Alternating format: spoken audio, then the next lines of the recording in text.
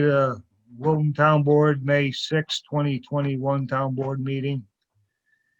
Got to start with a public hearing, local law number 1, 2021 cemeteries. So is there anybody signed up to speak?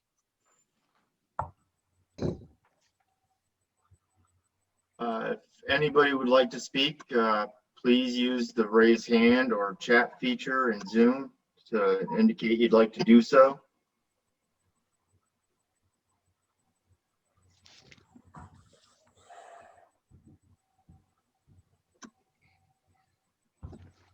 No one just, Not seeing anything, John. all right. Somebody want to make a motion to close that? I'll move to close the public hearing. I'll Second. Second. All in favor? Aye. All right, we have another public hearing on unsafe buildings, 173 Traver Road. Anybody want to speak on that? Is there anybody in the audience wants to speak on that? Again, if anybody's attending, just use the raise hand or chat features in Zoom to indicate you'd like to speak. Supervisor Lant, that is the property that had caught fire. Am I Right, correct? they have applied for the permit, I guess, Dwayne. Yeah, that's the one that caught on fire, though. Oh, Yes, yeah, yes, yes. okay. Yep, absolutely. Yep. So nobody in the attendee area All has right. raised their hand. Somebody want to make a motion to close that I'll make it. motion. hearing? I'll second. All in favor? Aye. Somebody got a flag to stand for the pledge of allegiance? There it is. I see a big one. All right. Pledge allegiance. To the flag of the United States of America and to the republic for which it stands, And one nation, under God, indivisible, with liberty and justice. Joe. Joe, would you take the roll call, please? Sure. Supervisor Lant, Here. Deputy Supervisor McCachran, Here. Councilman Bogardus, Here. Councilwoman Culligan, Here. Councilman O'Connor. here. Accounted for. All right, on April 19th, we had a resident, Abigail Rose Jenks, who's in the Army, killed in a training exercise. She was a real hero, a real patriot, and I like to have a moment of silence for her and want everybody to keep her and her family in your thoughts and prayers, please.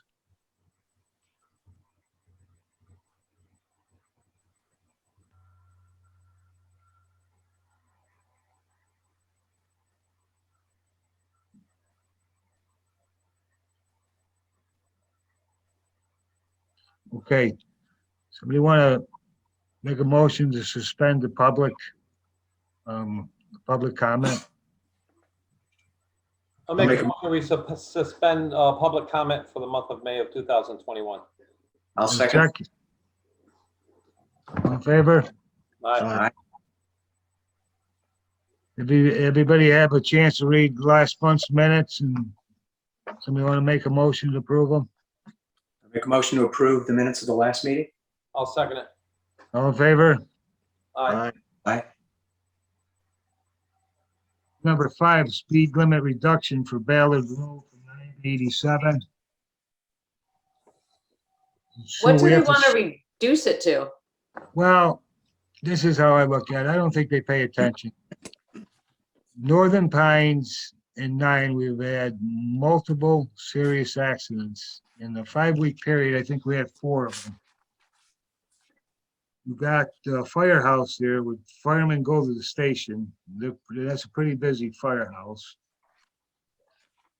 You got the 2 trucking companies there. You got DA Collins, trucks coming in and out all day long.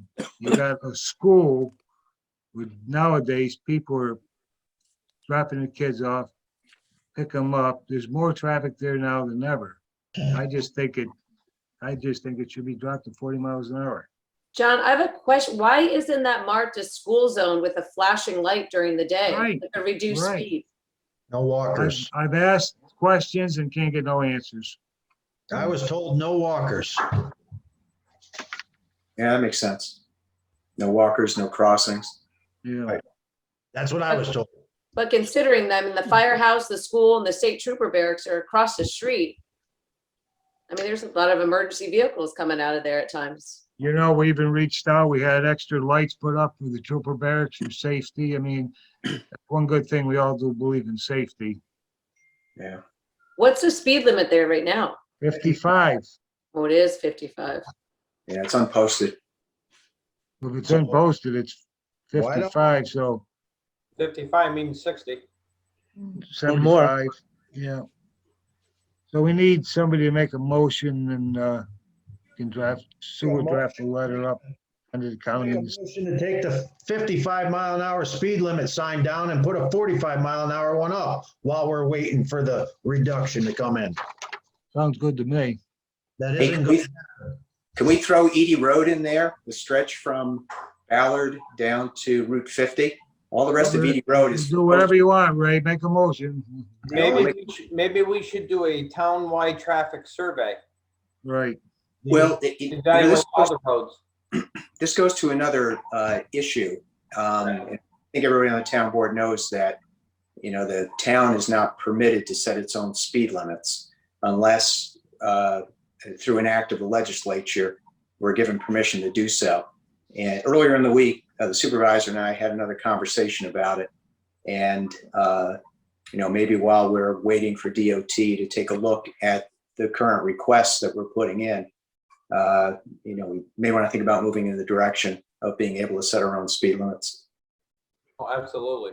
I mean, we have this is not isolated to just certain roads. It's town-wide. We have a lot of speeding problems. We Yeah. can regulate our own town roads under the DOT law. So, and maybe we need to look at other options. I feel just put the sign up. We basically can't enforce it. So if somebody gets pulled over, they're going to beat the ticket. right. 90% of the people are going to slow down. I think doing a town survey, I mean, I believe we could use the highway funds that we have in reserve and stuff to do a survey, and that would give us some leverage as far Me as. and Ryan have talked about that, something we are gonna do it town-wide. So somebody want to make a motion in those two roads and we'll get things in Make them up. motion? I'll second. What is That'd the be- speed limit? I'm sorry, what was the speed limit reduction request for Edie Road? 40? 40 also, okay. What Thank you. stretch of Edie, the entire length? Or From- just Route 50 to Allard? Yeah, I think the rest of it, the 40 or 45, Ryan. Correct. Yeah. And just to clarify, Ballard Road is a county road, so we County have road, jurisdiction. right. Right. We got the motion, we got a second, all in favor? Aye. All right. Number 6, intent to accept land, Edie Road. You want to talk about that, please, Ryan? Yeah, so we talked about this last month. I'm not sure if anybody, I know Ray went out and took a look at the piece of property. It's part of a conservation subdivision. And with a conservation subdivision, the developer can offer up lands to the town, and there is a 10% density bonus for that if the town board so chooses to accept the land. So what we'd be looking at is the intent to accept the lands. And as you can see in the screen, that was the subdivision map that's provided. The lands in the green would be the lands offered to the town for public use. And there would be a trail system built by the developer in that section of the road or in the open space. And I think it's, in my opinion, is a valuable piece that could be used for trail development. And I'm not sure if anybody else visited the property, but if you have any questions, let me know. That's where Yeah. Does that connect anywhere, Ryan? Not at this time, but in the future, there could be some connections to other undeveloped. Town board meeting. I walked the property a couple of weeks ago, and Okay. I'll call you on that. Ryan, and another thing that Ryan and I had talked about is, and we may have talked about this at the last town board meeting, is making sure that all property owners, especially those adjacent to the conservation area and a trail are given notice that there will be a trail and a conservation area adjacent to their property. Absolutely. Yeah. Yes, so I talked to the developer's engineer regarding that, and all the real estate material will show that trail and open space, public lands. Also, put up some signage as well during construction. And Ryan, that will be just a natural trail? Correct. It'd just be natural trail. It's, maybe some areas with wood chips, but no improvements such as pavement or anything like that. So minimal maintenance? It won't be maintained in the winter months or anything like that? No maintenance be other than maybe maintained? clearing some trees once in a while. Would it be town maintained at that point then? Yes. Okay. I wasn't able to get over there. Did you say there's water that runs alongside this? Or is this just just in the wooded area?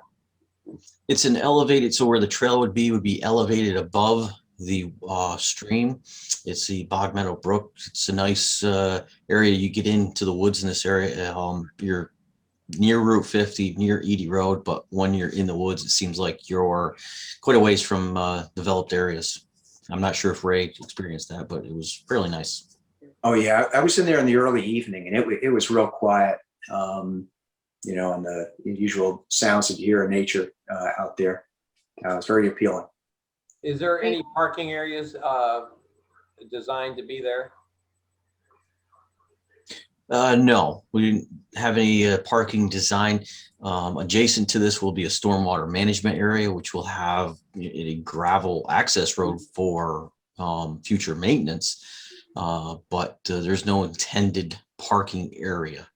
Okay, so pretty much the residents of this development could go out and enjoy and experience the walking trail as opposed to somebody driving there, parking and walking it. Correct. There's another development just to the north of this that has several new homes. There's several homes along Edie Road, which could enjoy us. In the larger planning aspect of this, there is an area with potential trail connection that would extend over into some other state and town-owned lands. So there could be a larger trail network made with this connection. That'd be good. The reason I asked about the water, just a few months ago, we kind of talked about the beaver dam and all that other kind of stuff going on. Any concerns about that happening in that stretch? And will the town be responsible for removal or maintenance and trapping and everything? Absolutely. We'll own it. We'd be responsible, right? We will Right. own it. I didn't see any signs, of beaver activity in this area, but it doesn't mean that they wouldn't come in. But given the topography of the lands, the trail is elevated so high above, this trail, it shouldn't be a problem. But, we would address that like we would any other network of trails That the town owns, correct? that the town owns, correct? My only concern I have now that Dwayne raised the question, if it's basically for the people in that development and we're responsible for anything that happens, what is the purpose of us even owning it? I mean, and I'm sure, Ray, you probably have that answer. Until these other connectors come in, we're basically taking responsibility for a trail system that only the people in that development can utilize. Yeah.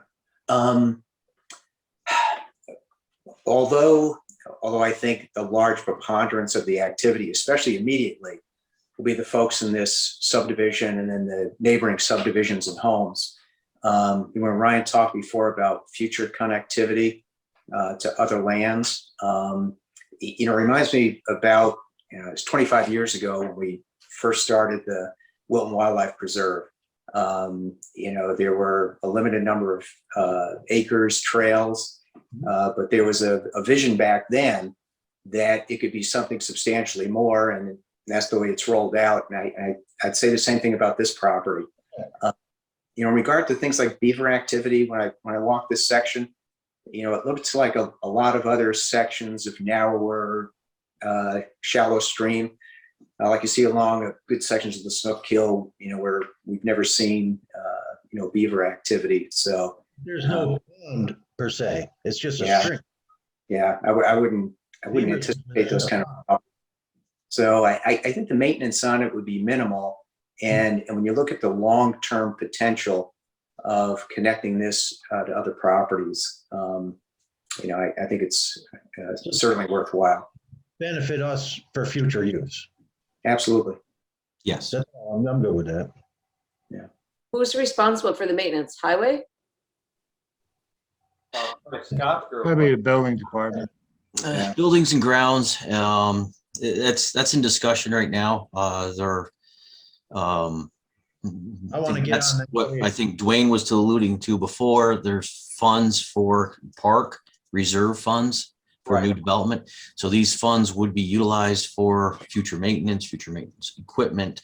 So that needs to be established and clarified. In the recent update of the open space plan, it does establish that, and it's more of a working with highway, working with buildings and grounds to maintain these trails. But for example, the Nealman trails, that the town owned land, I believe it's near almost 100 acres of land with couple 3 miles of trails, maybe close to 3 miles. Town's owned that for almost 20 years.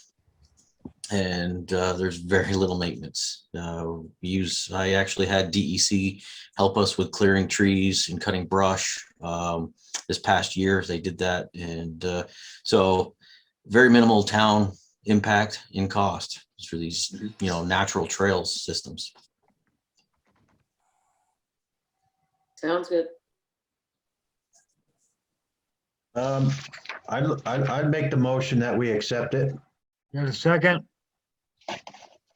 Actually, do we gotta read the motion at all? Yes, please. John, you want to read it, or do you want me? Well, if you got it, I don't have it, you got it. All right, If you would, Dwayne. I'll make the, Councilman McCackern, I'll make the motion if you don't mind. Sure.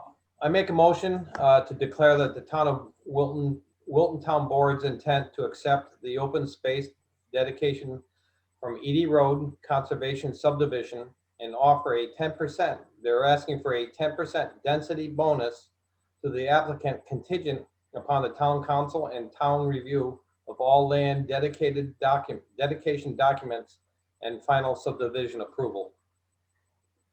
I'll I was- second. Go ahead, John. All in favor? Aye. Aye. Opposed? Approved. For second, local law number 1, 2021, cemeteries. Sue, you want to speak about that, please? Well, we had the public hearing at the beginning of the meeting regarding rules. I and didn't know if regu- anybody had any questions for you. I read the rules and regulations, and I think it's well put. Mark Schachner had some minor amendments to it, which I made. And as of this week, we did have another slight problem, so this is it needs to be done. I'm pretty sure I read the amendments, so We're all on board now, Mark Schechter? No problems from our standpoint if you want to Okay. adopt. All right. I'll make a motion to adopt local law number 1 of 2021 regarding the cemeteries. You got And a I'm just gonna second? suggest add to Okay. that motion with final form approved by town council and town clerk, because we'll have to mess with the form a little bit to make it fileable with the Department of State. With final form reviewed and approved by town council. And the I'll town second. clerk. and the town clerk, and I second it, or third All in it. favor? Aye. Any opposed? Passed. Number 8, unsafe building, 173 Traver Road. You want to talk about that, Mr. Makins? Yeah, 173 Traver Road is owned by Traytom Development, and they've gotten a demolition permit since setting the public hearing. They got a demolition permit. They are having a problem getting the utilities disconnected at the road. So we're working on that.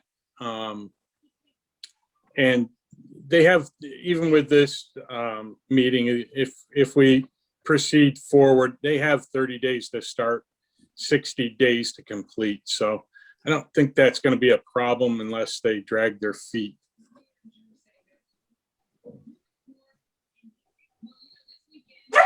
Anybody got any questions for Mark? Mark, so do you anticipate the property owner actually doing the demolition and removal himself? I'm hoping. Ideally, we hope that, but if not, we are going to proceed with it, is what your intent is? That's correct. Okay, I support that, yeah, absolutely. All right. Yeah, I'm with you, Mark. Thank you, Mark. Somebody want to make a Okay. motion? I'll make the motion that we follow through with the 173 Traver Road. I believe it was 173. Right. Somebody got a second?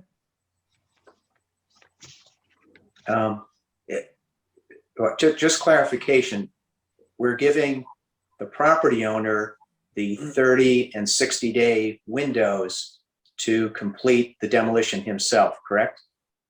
Correct. To start and complete the demolition. Okay, That's 30 days from today. gotcha. And if it's not completed within the 30-day and 60-day timeframes, then the town will take action. Correct. And that's the motion that's on the floor? Yep, Okay, if that's the motion that's on the floor, I'll second. absolutely. All in favor? Aye. Any opposed? Passed.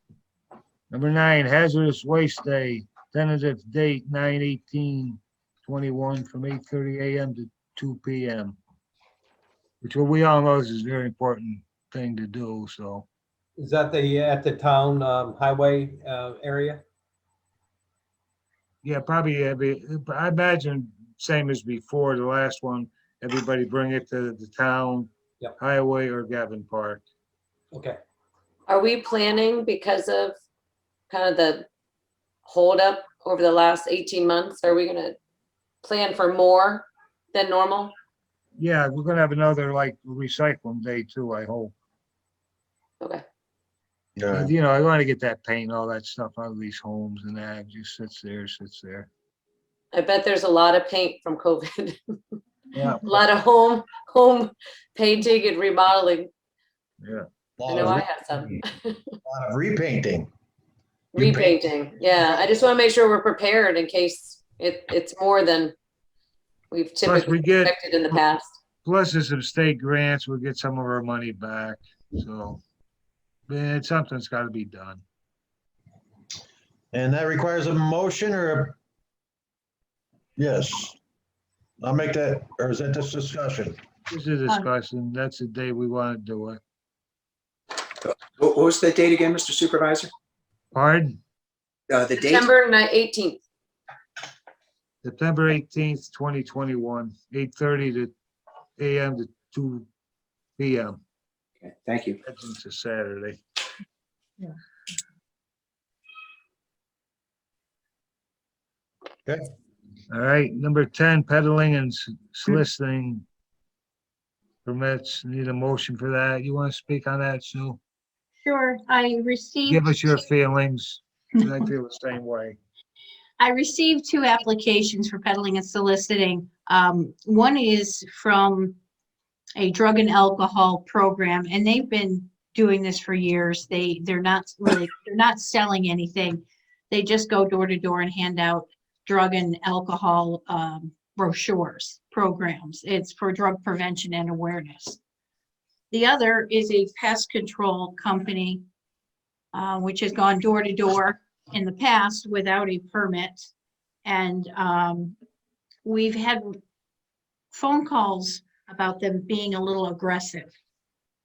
But we have both applications before us. I don't know how the board feels about approving applications for people to go door to door during COVID. I'm not a real big fan of it, COVID or non-COVID. Mhm. In today's world, safety of residents and families and kids. And I'm with Ray. yeah, it isn't like there isn't another way to do it. You can do it Paper bulk direct. mailing. flyers, newspaper You're, ads. you're 100% right, Ray. There's other ways to do it. Yeah.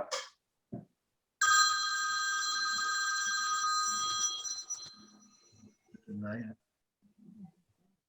Somebody want to make a motion to deny or approve it? I'll make a motion to deny. The second, I'll second. all in favor? Aye. Aye. Any opposed? Passed. Thank you. Number 11, proposed local law 2 of 2021, opting out of licensing and establishment of, how do you say it? Cannabis dispensaries or cannabis on-site consumption site. So we gotta set up a public hearing on that.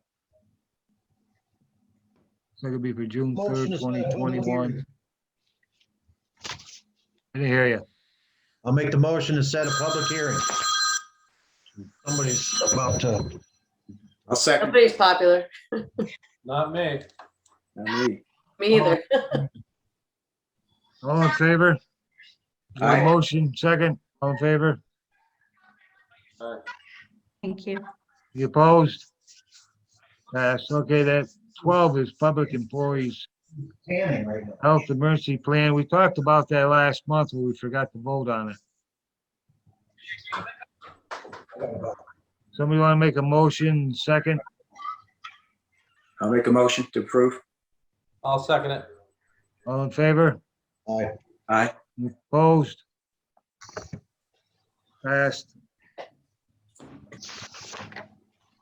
Our committee reports, we got tire recycling day, Town of Monroe, 5/25/21, 4 to 5:30.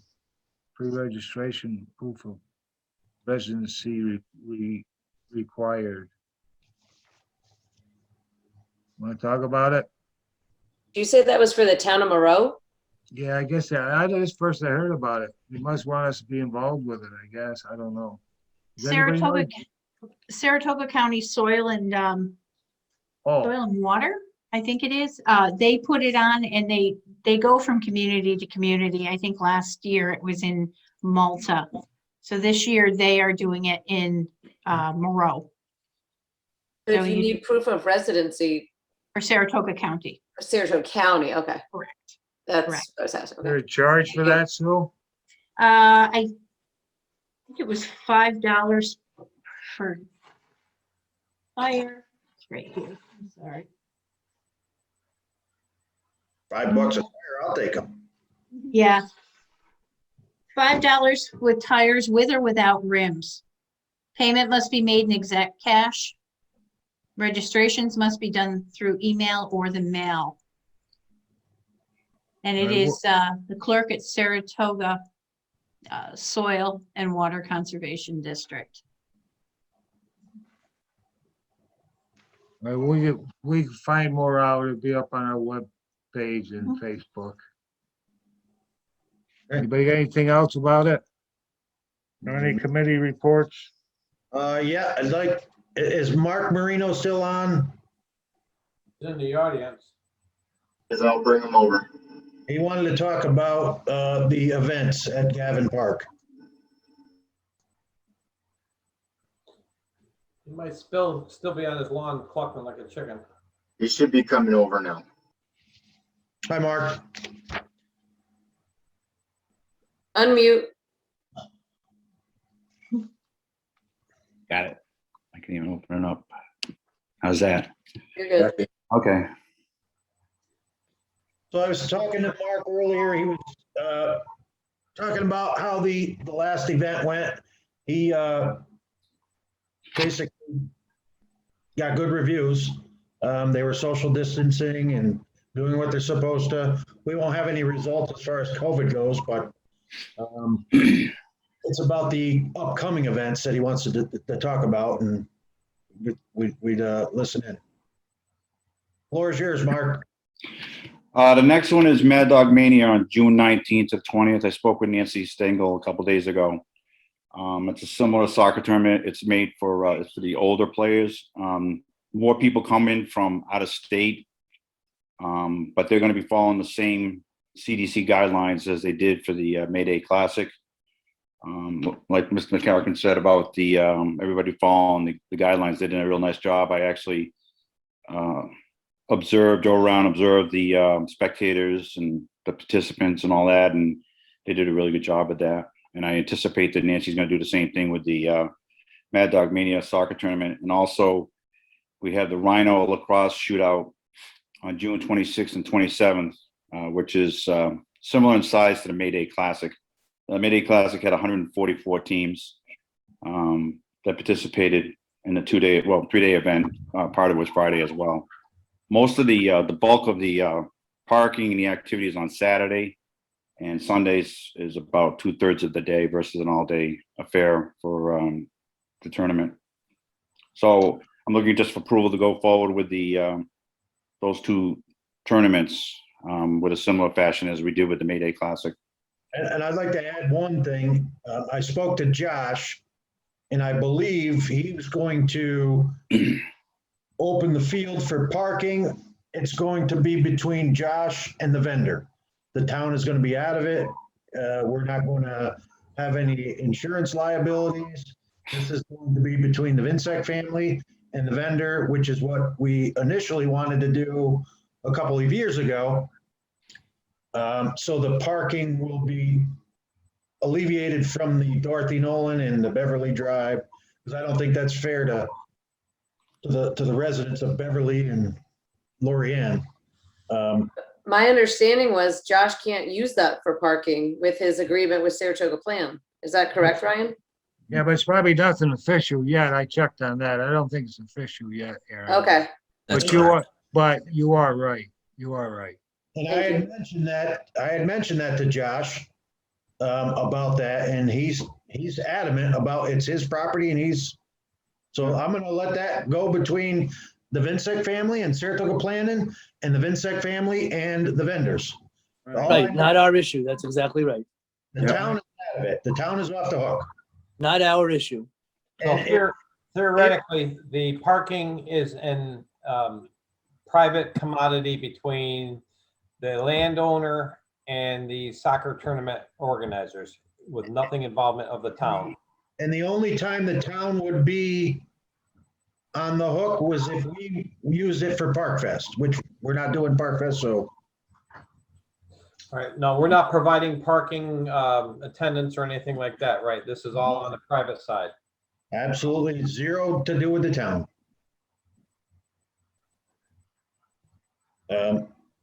So I'm in favor. I mean, Mark policed the last event and he said it went off without a hitch. So I'm in favor of continuing on. I mean, this is an outdoor event and it brings a lot of people to this county, to this town. My only concern is, do we have town, and again, there seems to be no information on COVID or anything out there anymore. I mean, I'm not sure if there's any COVID hotspots that are designated to certain states or anything. Do we have any teams coming from states where COVID is rampant?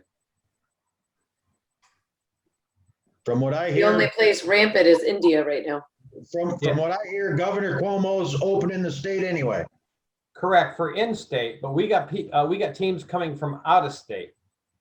And I believe they're being outside. I mean, I just, if they're doing what the CDC is saying they're supposed to do with the 6 feet, the masks, to me, I mean, I'd rather have them come and be outside, staying 6 feet apart and wearing masks than. I know, like, if you were going to like the Albany Firebird or whatever the arena football team is coming up, in order to get into that, you have to show proof of vaccination and or proof of a COVID test within 3 days. But that's indoor. Right, and I believe that's also at the football stadiums outdoor, Buffalo and certain stadiums like that. I won't be watching any of them games then. But I'm just saying is where do we fall in those guidelines as far as outdoor activities? I haven't heard anything on it. I think we leave it to the vendors. It's their event and they're responsible for making sure that the guidelines are followed, that just like any other sport that we've opened up. But we are the host of it. Hey, Mark, what is the geographic catchment area for these teams? All right, so the way it's kind of, if you think of it as like a pod with the different fields, you have less than 50 people as spectators. The way it was working, from my understanding, it's 2 spectators per participant, which reduces the numbers significantly. And then also, if they're attending a field with the Mad Dog Mania, they're going to have approximately 11 full-size soccer fields. And what that does is it reduces the amount of people in the crowded area. It spaces them out. It gives them an opportunity to do social distancing. My understanding, if you had the COVID shot, the second shot or the one shot, and you've gone past the time frame that it takes effect, whatever, that they recommend those people to wear masks, but it's not required, from what I understand. And what we do at the park is we still have signage that says we want them to wear masks, do the social distancing. And from my observation, that's what I saw for the May Day Classic. And I think with the small areas all broken up into different fields, it keeps people separated anyhow. And we have, with soccer, you can have spectators on one side of the field and the other side is the benches and the players, and they're all separated. So I think the distancing is there, and I think what I saw, most of the people were wearing masks. I would have to say probably 80% were wearing masks that I saw, if not more. And the ones that weren't were adults, and the ones that probably had the COVID shots. The outdoor venue is much different than the indoor venue. It's more relaxed now. They're allowing people to move about without a mask if they've had the vaccine shot. So I feel confident and comfortable with this these 2 tournaments going forward. So who's Which ensuring states? vaccines? I'm sorry? Who's ensuring that the people without masks have vaccines and stuff? And how many out-of-state teams are playing? I don't have I just know they come in from different states like Vermont, Massachusetts, maybe. We do have them sign that hold harmless, correct? Yeah, we have, we're signed off. We're not liable for it. It's a facility rental. They run it and they are responsible for the enforcement of all the masks and all that stuff. We're not. I have signage out there for the park that suggests that they should be doing that. But you said only 80% of the people last tournament wore their masks. I'm just guessing. I mean, I drove around. Most of the people were wearing masks. The ones that weren't were adults. But they're outside. They were outside in their families. You know, I mean, they were mother and father. Well, and didn't the CDC just change that guidance? If you're outdoors, you don't need a mask on? That's what I heard. Outdoors, and if you had your shots. And if you can socially distance. Right. And most of these people are social distance. That was what the key was, that we were separating all these crowds and not gathering like 100 or 200 people in one area to spread out with the soccer fields. And then when they're done with their games, they move away and they go out and they just go to rest areas around with picnic tables and so forth.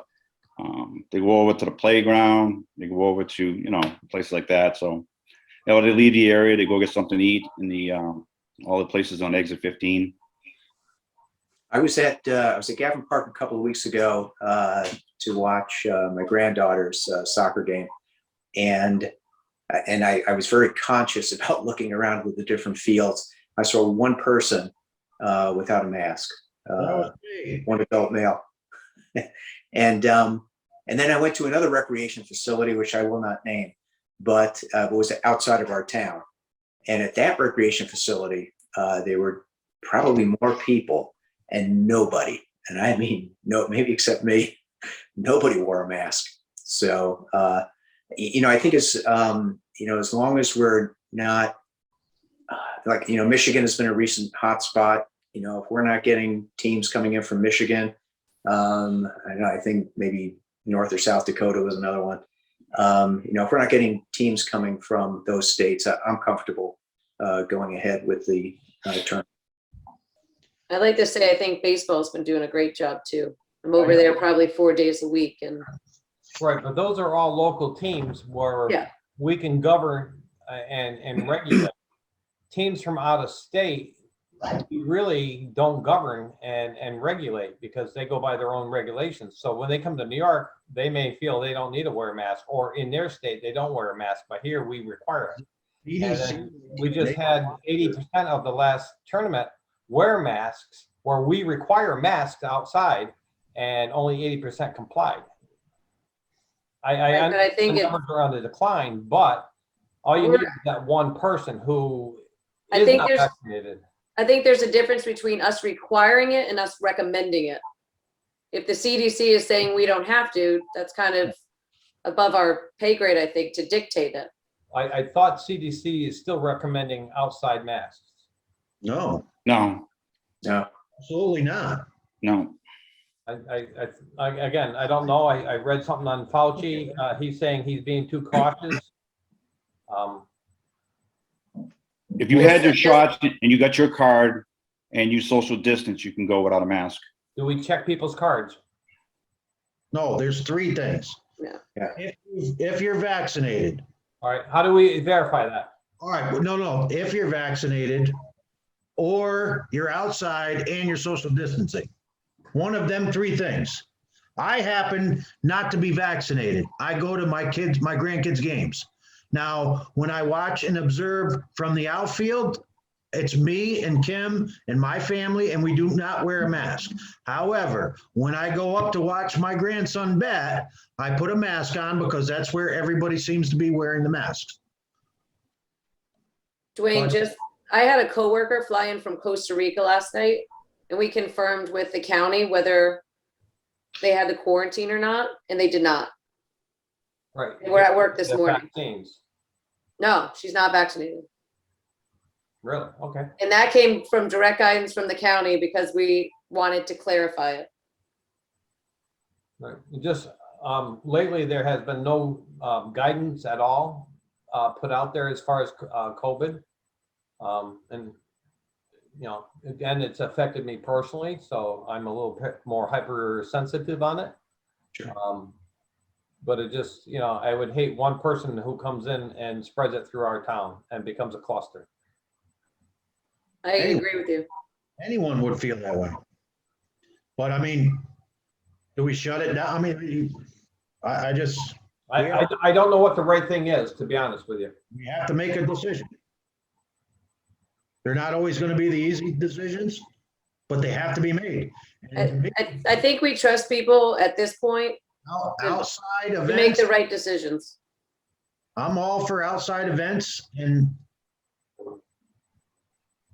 so to circle back, Mark, is everyone who attends the tournaments expected to wear a mask when they're on our park property? Well, aren't they supposed to have monitors and all that too, the police force checking them? Yeah, they have their own staff that goes around. Well, they sign a waiver when they register with the coordinators, and the town is released from any liability with that. And as far as wearing the mask, they follow the initial guidelines was to wear a mask. So when they're playing on the soccer field, they wear the mask. Everybody was required at that time. But since then, the requirement has changed to they're recommending that you wear a mask because the guidelines have changed a little bit.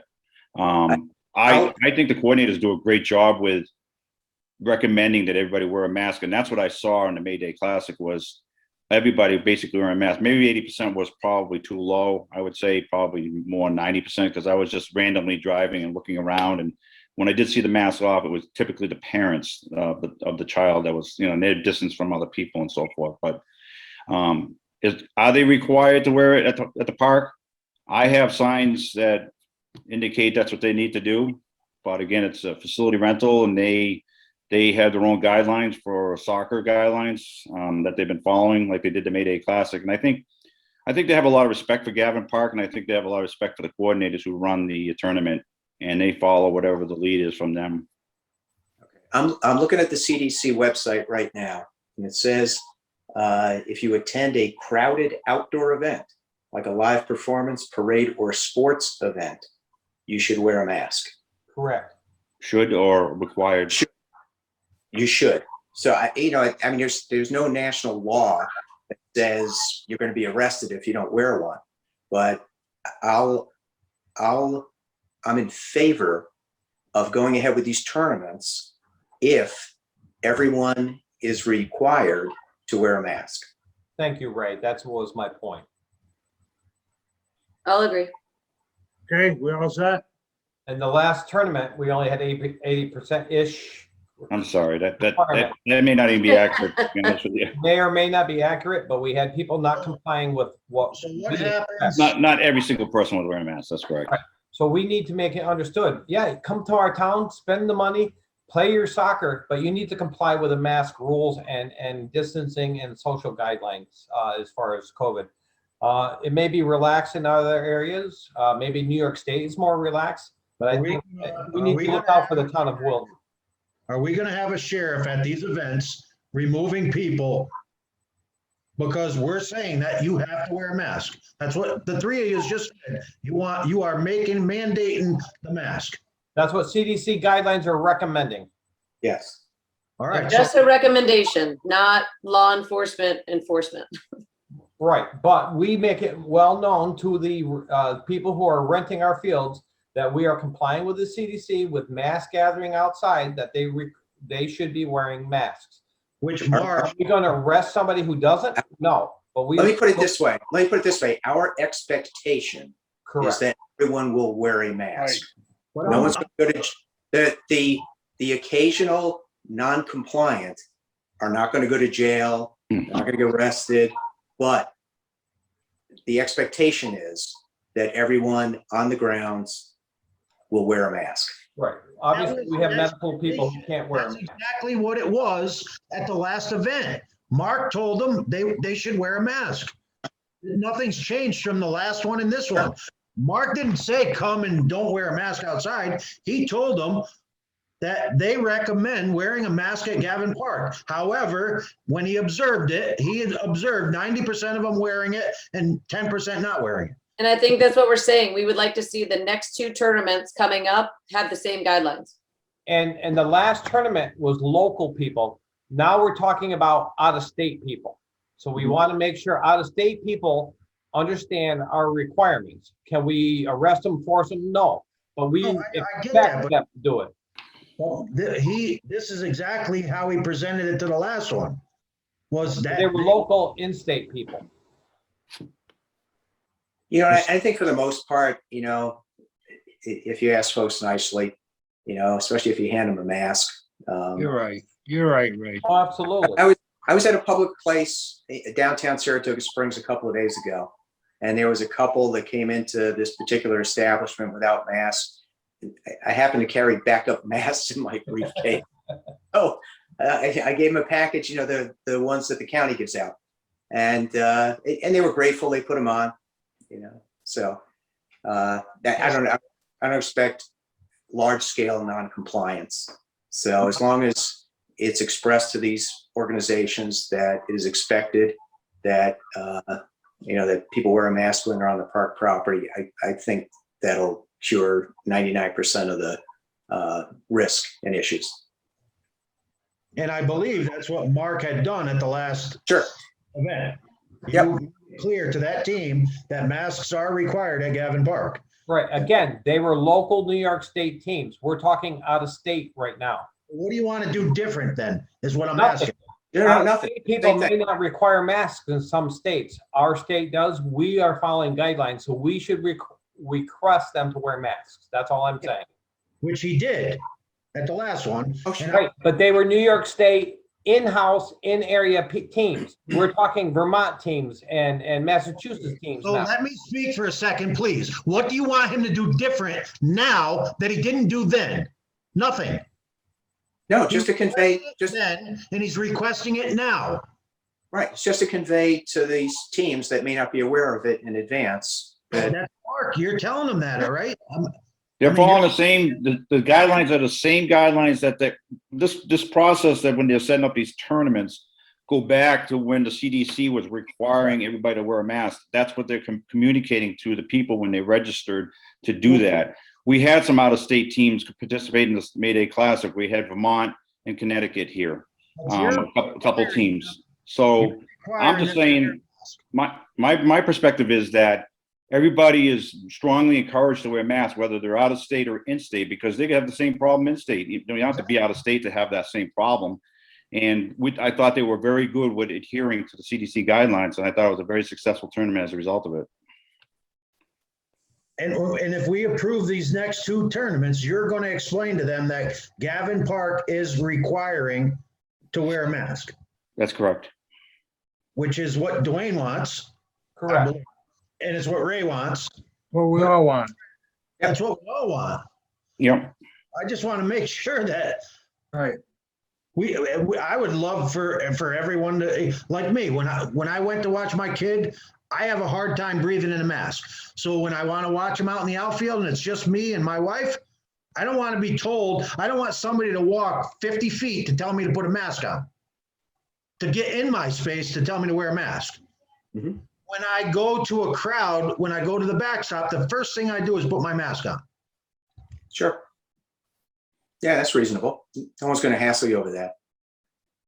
But I know, Mark, when you did the last event, you told the court that Gavin Park requires face masks and social distancing.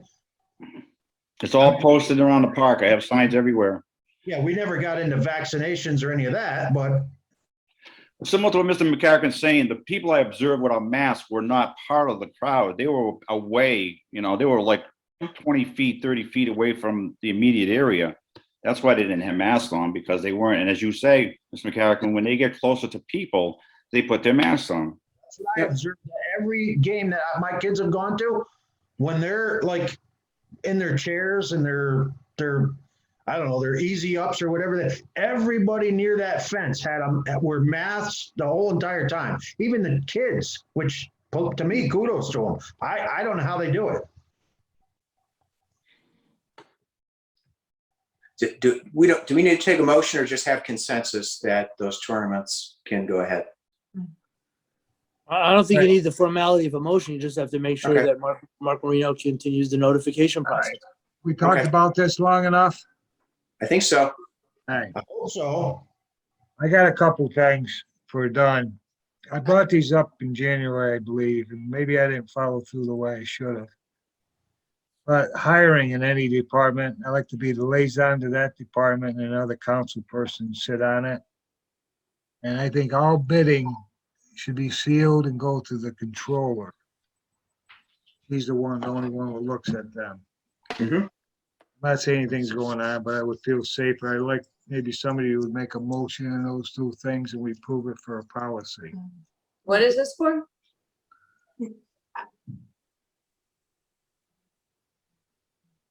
you're doing two different things, John? Just a second, I'm getting hell right now. You're getting clarification. I'd like to see any hiring done, the liaison from that department be involved in the interview process with another council member.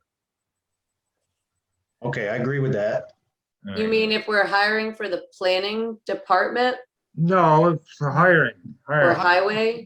for highway, Gavin, building department, wherever you, because we got liaisons for all of them. I'd like to make somebody make a motion in a second. So what, we are sitting in on the interview process, is that what? Right, the interview process. I don't know. If you're, I don't know. I don't see myself sitting in on an interview for the guy that's going to be the wingman on the plow getting hired. Man. Since I don't know anything about trucks and plows to begin with, or I couldn't even comment on the But my qualifications. main point, Ray, was full-time employees. Full-time employees. Isn't that the job of HR? Yeah, she's in on them. There's been a few I haven't been happy with, okay? Not the truth. So, just a clarification. So let's say we're looking to hire somebody, the town. We are the governing body of the town.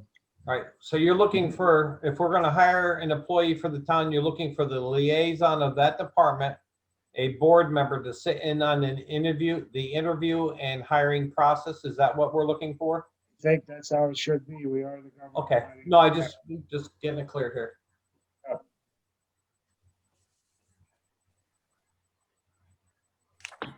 I'm sorry, John, if, like, for Ray's point, if. I'm talking about full-time employees. Right, but if, like anything, if for Ray's point, if someone else, some other council member that knows a little bit more about that department could sit on, or do you want that particular? No, it could too, whatever. I just like to see 2 council members sitting on it. So you're looking for 2 council persons to sit on new hire interviews? Right, Again, Full-time are hiring. we talking full-time, permanent? full-time. Okay, yep. I don't have a problem. Full-time permanent? All right. Yeah, sure, I don't have a problem. I'll make that motion. Here, a second. Second it. All in favor? Aye. Any opposed? Passed. The other one was, anything we have to bid. I'd like to see the bids go to the controller. Sealed bids. Now, Marie wants to say her. I have always put out the legal ads for the bids. Oh, But, clever. but they've been opened in the public. You know, there's always someone there, or you could open them at a town board meeting. But I don't know, unless Mark Shackner can weigh in on this, if the comptroller can be opening bids, or if that is the town clerk. I think it's clerk, isn't it? My recollection is that the town board is allowed to delegate the authority to anybody it wants, but they do have to be publicly open. Right. Is that how it's been going so far? Yes. Oh, They have, So to, be public, can- they have to be publicly opened and read aloud. Okay. Whoops. So it's immaterial to whom they're delivered. As long I'd like to make a they- clarifying, I'm sorry to interrupt. I just, before we go down this rabbit hole, just to make a clarifying point, I think where Supervisor Lant is coming from, keep everything the same, exactly the way it's working. Sue is handling the publications and running the bid process. Supervisor Lant is talking about not procurement rules as it does not apply to going out to bid per se. That's a very specific process, like I said, and nothing's changing there. We have a great system. It's working exactly the way it should. We're following all the procurement rules that are supplied by the state. Supervisor Lant is talking about when we have public works or something that we do that does not require bid per se. That just requires, let's say, you know, making sure there's state contract, decisions that are made regarding purchasing exclusive of when it has to go to RFP. Okay. Like I said, the RFP process, the request for proposals for amounts that are greater than the threshold established by the state, which is $20,000 for supplies. Go ahead, Mark. That's not what you're saying. I think you're misspeaking, Maria. I don't think you're speaking correctly. Those are not the thresholds for requests for proposals. Those are the thresholds for bidding. So, right, and I'm using those interchangeably and perhaps not. incorrectly. They're not. Okay. Yeah, Okay. they're not. I'm sorry to interrupt, but I think what you're No, talking I'm glad about, you are. Go ahead. I think what you're saying, no one told me about this before, and I'm just trying to figure it out. But I think what you're suggesting is not to change our current process as it relates to legally required competitive bidding, Correct. which would still be, as it always has been, advertised by the town clerk's office, delivered to the town clerk's office, and open publicly and read aloud by the town clerk's office. Correct. I Yes. think you're talking about separate and apart from those Yes. things that require competitive bidding, things that don't require competitive bidding. Correct. Okay. Correct. So the thresholds you were talking about are the general municipal law thresholds for competitive bidding, not for RFPs, requests for proposals. Okay. So I was using RFP incorrectly. Yeah, right. So we've So had say the same thing, but with the word bidding. competitive bid. Okay, got it. Thank you. So I believe, and Supervisor Lant, you can correct me because I'm trying to just chime in here, but when there are decisions to be made as to which vendor to use for a similar service, that it shouldn't be a decision of just, well, we like this vendor, we have a good relationship with this vendor. It should be, we go out and we get quotes and, we seek state contract information, and that's what we strive to do. So is that So, correct? so Supervisor Lance, you're looking for a motion that, with the exception of purchases, I'm so confused now. I don't know what I want. I'm going to try and unconfuse you.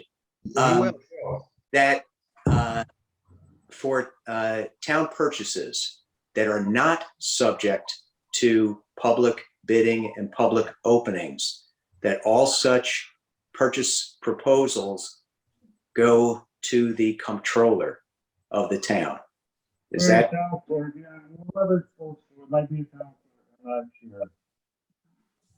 I can't hear him. Can you all hear him? No. John, we couldn't hear you. Whoever, I don't know if it'd be the controller or the town clerk. Right, but I'm just gonna throw this out there. I am not comfortable with this conversation and making a decision tonight until we know more. Good, because I'd rather talk to everybody first, what my problem is. And yeah, Yeah, so let's find out drop more this. what's going on. No, let's drop this because I got some concerns. That's why I brought it up. Get information from Maybe I Mark. didn't say it right, but I want to explain things to everybody, my concern. Okay, what's going on with the seniors? Yep. Aaron? Did you So get I any have advice? two things. Sorry to drag it on a little bit. Well, I want to hit the rental property, the rental legislation, what we were working on a year ago. Yeah. It's not as easy as I thought it was going to be. I will admit that first. Nothing is. No, and we also, when I talked with Mark Mikens, it's going to be really hard to enforce. So until we kind of get all of our ducks in a row, I just want to have more conversation about it. We've got to have equipment to measure noise, establish the noise ordinance, and if we are expecting law enforcement to enforce it, they don't have the equipment they need either. So we really need to kind of just brainstorm more about how we're planning on doing it, whether it's a build up to the noise ordinance, and I'm not really sure. I don't want to drop the conversation. I still think it's important. People I talk to that rent their houses are actually up for it because they want to know who they have renting and hold them accountable. And obviously any disputes between neighbors, they don't want that again. But again, we can sideline that, but I would like to have more conversation about that moving forward, especially going into the summer months. So onto the senior center. Dr. Cools from the county and I played phone tag no less than a dozen times over a week. We clearly work different schedules. So he sent me an email with a lot of information that I forwarded on to the board. I only heard back from Ray. So if everybody wants to kind of look up that email with guidance that came down from the state and the county.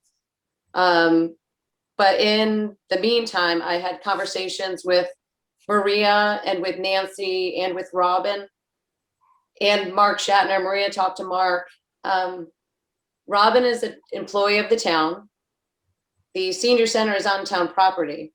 However, the senior center is guided by their own board. So we're trying to establish who has authority and who actually makes the decision for reopening the senior center.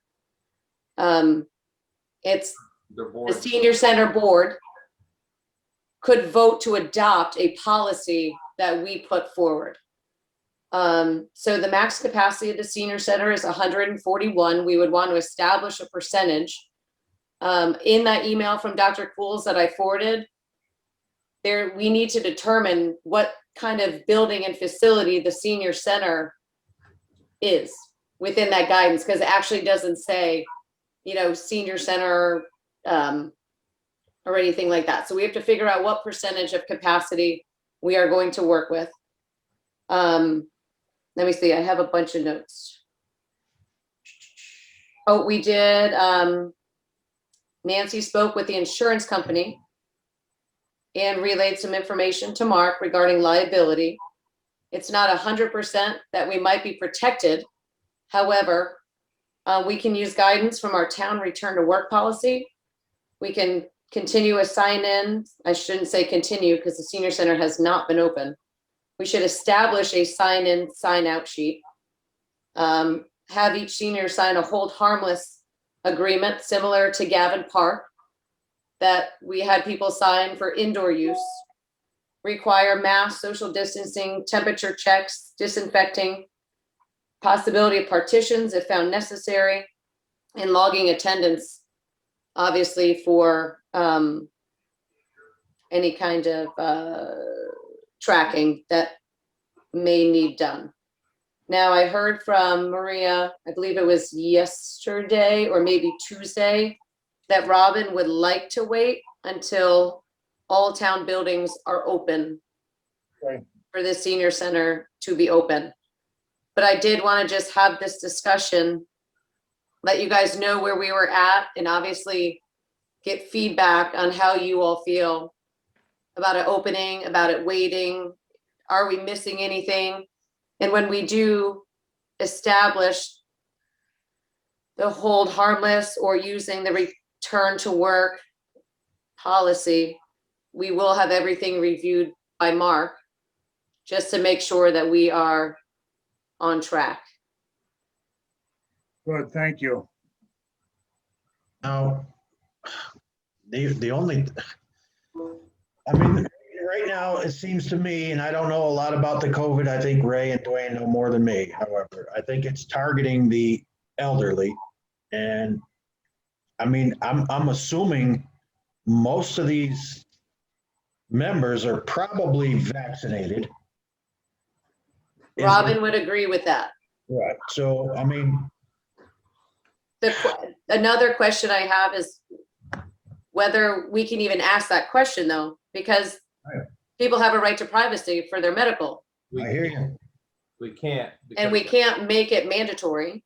At the So fire we need department, to, assuming maybe they aren't all vaccinated, we need to take the necessary precautions, just like we talked about at Gavin Park, Okay. to protect the ones that aren't, or maybe medically could not be for a reason.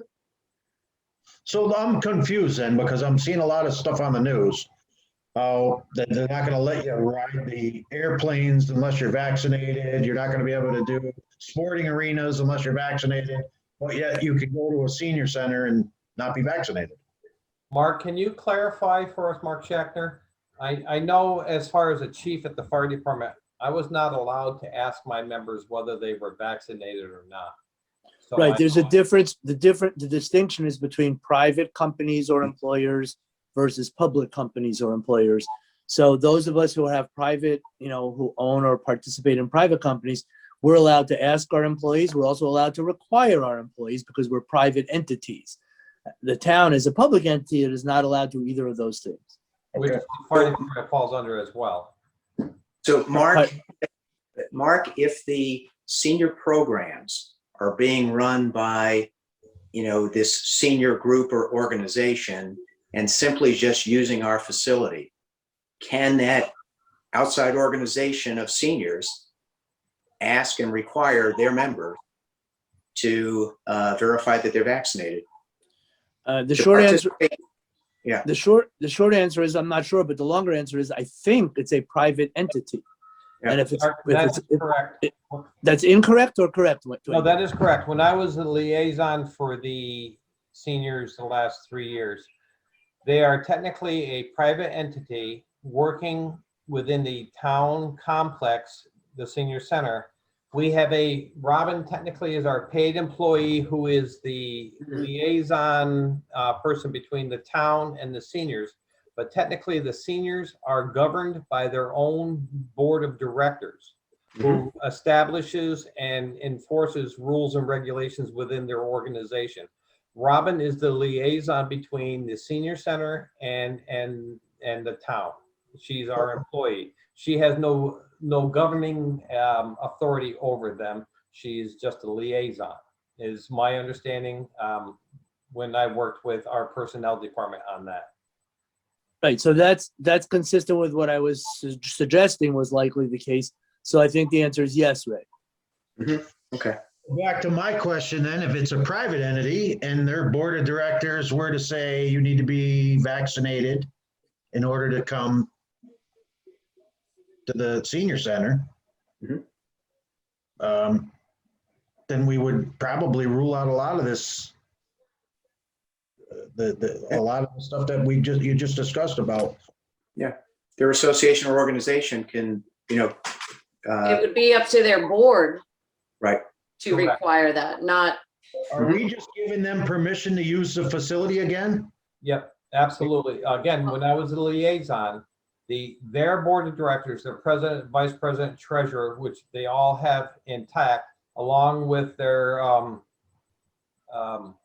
suggested the guidance outline SOGs and stuff like that that they abide by. They are their own governing body. Robin really has no authority over them. no, but according to our insurance company, because Robin staffs the senior center and the senior center is on town property, the guidance to the senior center board should come from the town. Right. But it's their board's job to enforce Correct. whatever recommendation we make. Merely our job. Correct. They would have to adopt it, or we go back and forth and negotiate and make correct, adjust accordingly. And maybe in there, we put mandatory vaccinations, or perhaps a note from your doctor why you can't be vaccinated. We They would couldn't, have to make an addendum to their bylaws as far as that. They establish their own bylaws. we Which can't, makes sense if they're a private organization. That makes sense. Right. Correct. And that what also, because of the organizational outline, the president, vice president, treasurer, and their bylaws constitutes them being able to be a nonprofit organization. Right. But as the town board, we have to give permission for that building to be open. So there's a lot of crossover inside that gray area that Right. we've just kind of been trying to work through to make sure that we're all covered and protected and just doing the safest thing that we can with wanting to open. Like, Mhm. they deserve to have their moment together and get out of the house and have a safe place to go. but if they're their own private entity, our job is merely to just say you have permission to use the building. Correct. Hopefully you do it smart. So theoretically, Robin and the organization, the organization can mandate you can only come here because it's private, if I'm correct, Mark Jack there. It's a private organization. They can regulate if you're not COVID vaccinated, you can or cannot come. That's So correct. They have the authority as a board of directors for the senior center. They have the right to institute that bylaw that they can or cannot come into the activities. But they also have the right to say they don't have to too. So what is the town's? Well, Well, I think what needs to be accomplished, and Aaron, you can tell me if you agree with this or not, is to go to their board and say, we'd love to welcome the seniors back, but we don't want anybody to get sick. We don't want anybody to die, certainly. So under what circumstances does the And board plus, feel? these are our wishes. yeah, here's our list of recommendations. Correct. Right. Let's just see what happens. That mandate. Putting that forward, one, you don't have to tell me tonight, but you can shoot me an email if you have any thoughts. I can organize them. We can send it off to their board. Do you want feedback back from their board? I mean, it'd be nice. We don't Like, if require. there's anything big that comes up where they might disagree, do you want me to come back and say, here, where we're at? Oh, I think our Yes, only job yes. is, our only job is to give them permission to use the building. Yeah. Hopefully they do the right. Right. But what I'm saying, John, With your from, recommendation, I think you could recommend it and I don't think we'd have a problem. I really from don't. but what I'm saying, from the insurance company to protect us from liability is we propose the recommendations that they adopt. Because it's on town property and because Robin is a town employee. Can we do that legally? Because it's a public entity versus a private entity. Well, let's start with going to the senior group's board and asking them under what circumstances they want to bring their members back. Now, if they come back and they say, look, we want everybody vaccinated. For those who aren't vaccinated, they have to wear masks and stay 6 feet away, and they're following all those protocols, Then I then say, we don't have an issue. If they say, hey, look, we don't care if anybody's vaccinated, we don't have to wear masks, and we're gonna sit shoulder to shoulder, then we got a problem. Okay. And just so you know, Saratoga Senior Center has been open the whole time for the most part, but the town of Colony Senior Center has not been opened yet. So there's a little bit of everything going around. It all depends on who's in charge. All right. And now I'm done. Just shoot me an email if you have any questions or Okay. discussions. So. Yep. Would this be the time to vote on the Alex for Ethics Board? As you'd like. Yeah, I'll make a motion to appoint Alex Rosati to the Ethics Advisory Board. Second, I'll second that. all in favor? Aye. Any opposed? Pass. All right. Maria wants to do her control. I'm sorry. Supervisor, I'm sorry. Yes. We kind of left the tournament thing up in the air. I'm not sure where we stand. Are we allowing this tournament to happen? Yes, with the same conditions as the one that Right, just I happened. thought we did. I thought we voted on that. We didn't vote on it, but There was nothing to vote on. It was just open discussion. Yeah. I think we came to a consensus that under the same conditions that the last term was run, that the other tournaments can run as well. how far apart are these two tournaments? No, grab her a blanket. One was Nice. June 19th, I thought. Get some ice on his knee. Mark Marino, you're muted. Okay, thank you. A month and a half. So if there's a problem with the next one, we still have time to stop the third one. Well, the coordinator would like at least a 30-day notice so that they can contact people who registered. So we have that threshold though, if it's a month and a half apart.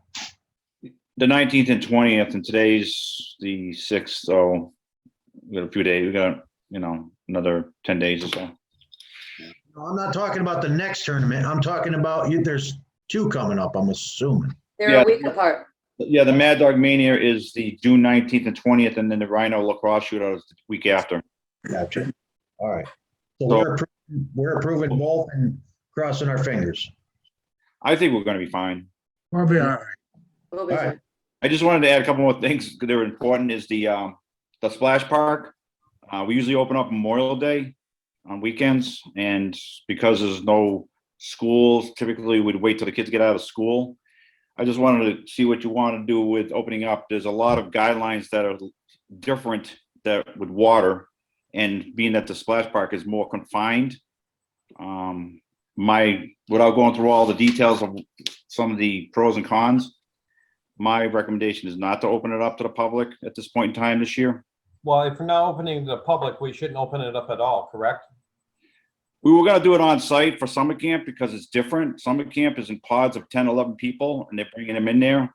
The space itself is approximately 50 by 50 feet, and we have better controls because we have counselors, people supervising the kids.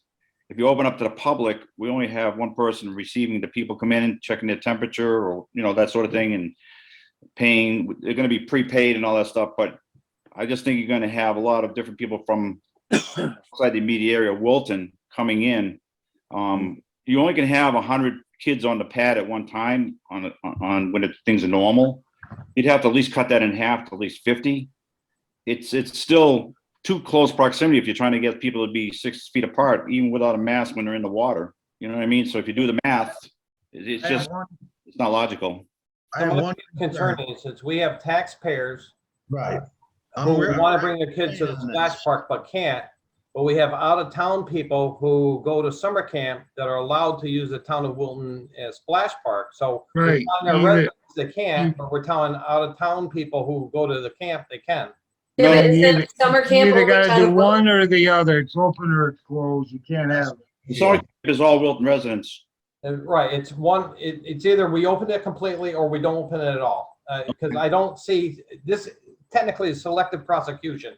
We're not allowing our town people who pay the taxes for that splash park to use it, but we're allowing people from Saratoga and surrounding Greenfield, surrounding areas who go to summer camp, they can use it. So I don't think it's fair that we don't allow our town people to use it, but we let out-of-town people use it.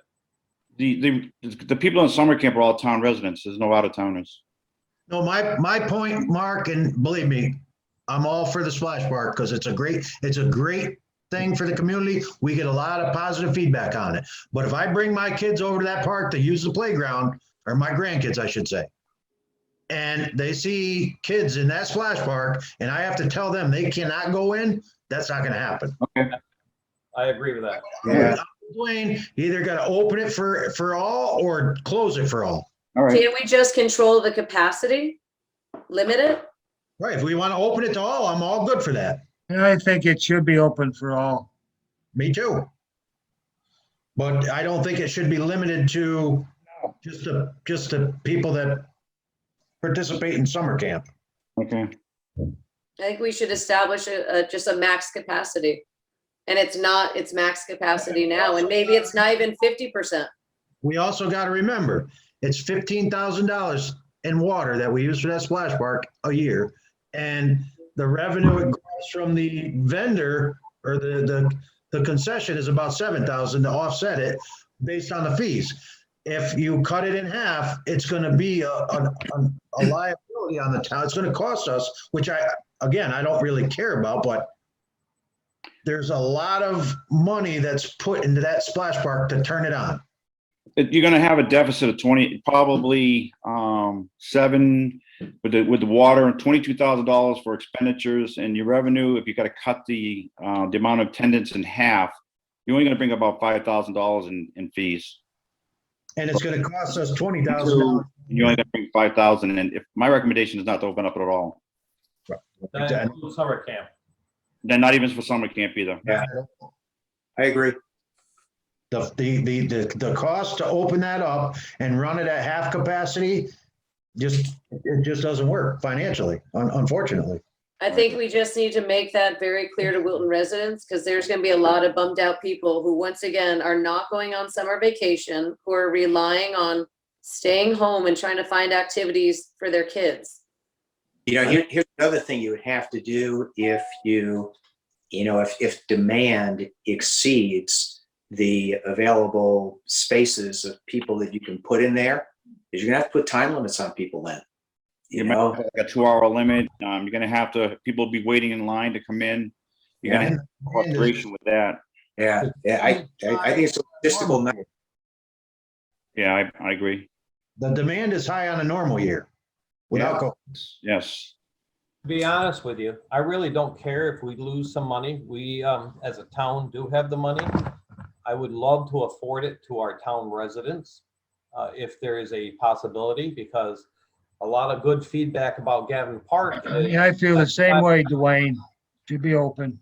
Yeah, I would love to see it open, not necessarily to the summer camp, but I really would like to see it open to our town residents. Because of COVID, people are afraid to travel. And if we can do it safely, even at a half capacity, even if we lose $10,000, I mean, hell, we can go collect cans along the road to pay for that $10,000. I think our town residents, if they're not comfortable with traveling, we should afford them some opportunities locally to bring their kids to. And the biggest asset I've heard from people is they like the splash park. I mean, maybe we can't open it up to the summer camp, but I think we definitely should open it up to our residents. Even if the residents are summer campers, then they can come in public time. But I don't think we should discriminate just campers. We should either open it on a limited capacity and perhaps take a loss and give our taxpayers some enjoyment to their town park, because I think our kids have lost enough. They're not traveling. So let's keep them local where they spend their money locally. You know, we may lose in town funding, but we may gain in commercial funding with takeout orders and restaurant stuff. I don't know. That's just my opinion. I think we need to, you know, accommodate our residents as well. Yeah, personally, I don't look at it as a financial issue. I look at it as a public safety issue. So if it's open, it should be open to everybody, except with very specific guidelines about capacity, and about, you know, if people are waiting, you know, whatever the time is, you're limited to an hour, you know, 2 hours, so that everybody gets an opportunity to use it. Right, or rotate people through it. Is that a motion, Ray? How about we just say it's a consensus that we agree on it? All right. And then one last thing real quick is basketball tournaments. Let's solve the splash park issue first. All right. Well, and, you know, the other issue is the timing of the opening. You know, do you want to do Memorial Day weekend, or you just want to wait until school's out? Well, The third week of June. the reason why we waited to school, because they were, I don't know if they're doing the virtual learning at home and stuff like that, but while they were actually in school, they usually come during the day to go to the splash park. So we used to wait till like June 26th, that time frame. But if they're doing the learning at home, I don't know if they're free to come over at 12 o'clock in the afternoon or not. Elementary kids are in 5 days a week. Yeah. So, They're normal. They're in school till 3 o'clock. okay, so we'll wait till the end of school to do. Right. Let's keep our normal schedules. I mean, we Okay. don't want to screw up the normal schedule. Okay. And I think we just keep this an open dialogue. Like, let us know as you guys come up with rules or expectations and capacity, and just keep us informed. I know some areas for parks and stuff are doing by reservation. Perhaps we can explore the possibility of people doing online reservations. I want to bring my kids on this day between these hours, so we can regulate population or numbers in that park at a time. Well, Okay. And if they pay ahead, Correct. money's in the coffer. Yeah, we're gonna do the online registration, just like pickleball. Yeah. Perfect. Sessions with pickleball, we'll do it like a passes for them, like a 10-day pass, 20-day pass type thing. And they have to sign up for time blocks. So this way, you know, I got 20 people coming in at 10 o'clock until 12 o'clock, and just do it on a scheduled basis. Okay. This way, we're not denying anybody, but they'll have to call ahead and schedule it. And I think that's reasonable. Again, your event planner that you're looking to have, perhaps hired on, can handle this. Yes. And then, is that on? Are we on all set with Splash Park? Yeah. Okay. Basketball tournaments. This is a little challenging too. I had Hunter Stratton contact me. He represents Zero Gravity, and they bring in people from all over to that tournament. I'm talking about all over, like New Jersey, Connecticut, Massachusetts, Vermont, you name it. Dwayne? So and you're talking about inside now, the social distancing and the masks and everything like that. Matt and I talked about it, Matt Hart and I just, I don't feel comfortable with that, the basketball tournaments, but I at least wanted to present it to you. We'll let Dwayne answer that. Go ahead. Mark, Inside, remember. you are recommending we don't go with it. Right. Then I support you on that. I'll second that. Mark, I've met with Hunter before, and their tournament is not just a 2 gymnasium kind of tournaments. Like, Oh, Gavin Park would be part of they'd be using Saratoga Springs. Like, they use any basketball courts that they can find in a vicinity within like 20 minutes of each other. So it's not just 4 teams coming in, it's like 50 who are just kind of, it's almost like a lacrosse tournament where we travel, and there's different sites and locations. So I get it. That's a lot of mixing and mingling yes.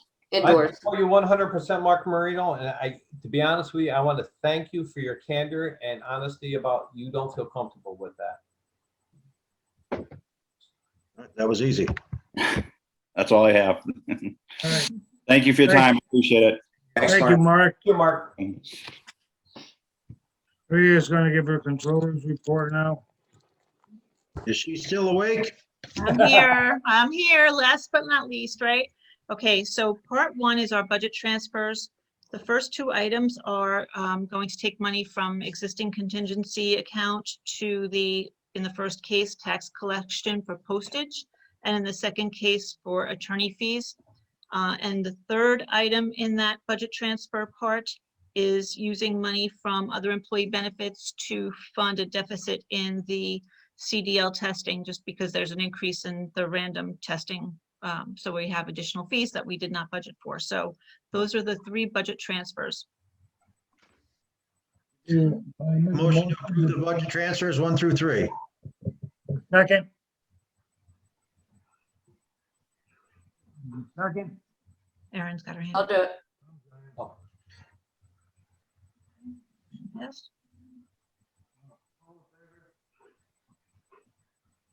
We cannot hear Supervisor Land. All in favor? Aye. Pass. Part two is budget amendments, and the first two items under budget amendments is for sale of equipment and use of appropriated fund balance for road striping. Road striping was not in our budget originally because we did it last year and we were not 100% sure of where we were going to be with sales tax this year. Sales tax is rebounding a little bit, and it is a good use of the sales tax money to stripe those roads on an annual basis if we can. So we are proposing to fund the road striping expenditure for $70,000. It was over $66,000 last year. So I'm accounting for a little bit of a increase in that. If we don't need it, it goes back to fund balance. Are we Item- going, sorry, are we going over the same roads we already did? Or is this new mileage? No, this is an annual, yeah, I had this conversation with Mike Monroe at the highway, and that was the reason why I didn't fund the budget in the first place, because we did it last year. It is the same roads. But visibility is an issue for safety. So we had always done it in years past annually. We didn't do it one year because there was an explosion in China. We didn't have the paint, the county couldn't do it. So I said, well, if we can do it every other year and it's passable because the roads are visible for the most part, then we should be okay to do it every other year going forward. But under, information provided by Mike illuminated some things for me in terms of visibility, especially at night, and the highway town, employees are not always able to see all of the roads, to examine them for visibility all of the time. So we would be protecting ourselves as a town by putting those road striping, keeping it an annual activity. Okay, thank you. Thank I you. know, Maria, we had talked, you and I, as far as every other year and everything. But then in the conversation with Mike, I guess there is a reflectability index that they go by, which I really wasn't aware of. So when you and I conversed about it, every other year made sense to us. But Right. with Mike's reflectability of the lines and with the plowing and everything, it removes it and makes us not compliant with the reflectability of it. So, I mean, Right. I know our conversations made sense back then, but I've been educated Oh, since then. And we get a Myself included. Thank you. Item 3 is purchase of a paver. Paver that we have now is about 20 years old. And Mike Monroe had gone over some of the costs that we would have to incur this year to get that paver in working order. It was a lot of money. It was over $20,000. So instead of, putting $20,000 into a 20-year-old machine, we would like to purchase a new paver. And the cost of that paver is $223,000. We have appropriated fund balance available to use for that, signed fund balance. And that's what we'll use in the first instance. We will reimburse the assigned fund balance with a use of the equipment reserve, which we'll talk about in a few minutes. That is the plan, if the board agrees. The fourth and fifth items relate to a footbridge at Saratoga, Camp Saratoga. We have excess money in our court building project that we could use for other capital projects, this being one of them. The footbridge at Camp Saratoga is estimated to cost approximately $80,000. So what you see on line 4 is the transfer from the capital projects, and it's that same $80,000 that shows up on line 5, which is the use of that money in the general fund. So those are the budget amendments. And I just have a question on 3, Yes, which is the paver. yes. So I was there today. I did see it. I disagree. It's gonna cost a lot more than 20,000 to put that thing up into shape. Okay. The paver would go out to Auctions International to be sold? Yes. I'm assuming. Now, Yes. where would that money go towards that highway fund, or would it go into that reserve fund that you've established? So in the first instance, it's going to go into the highway unassigned fund. So it would be there to use for other things if we needed it for other things. At the end of the year, we see where we're at, and we can put surplus money into the reserve fund at that time. So we can replenish that reserve fund after So- we see what the activity is. The town board is in control of the funds from the sale. The Not the highway town department. board is in control insofar, yes, town board is always in control of the purse strings, but the highway superintendent does have some oversight over, what happens in the highway fund. So there has to be a communication there.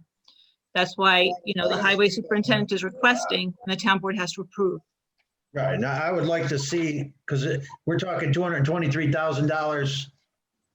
Normally it's a truck, but I would like to see the funds from the sale of the equipment to go towards the purchase of the new equipment. I That's all. agree. Right, so the sale of the old equipment can happen, as we approve that item, because that's on the list for tonight as well. Mhm. Tomorrow morning, I could place that on Auctions International.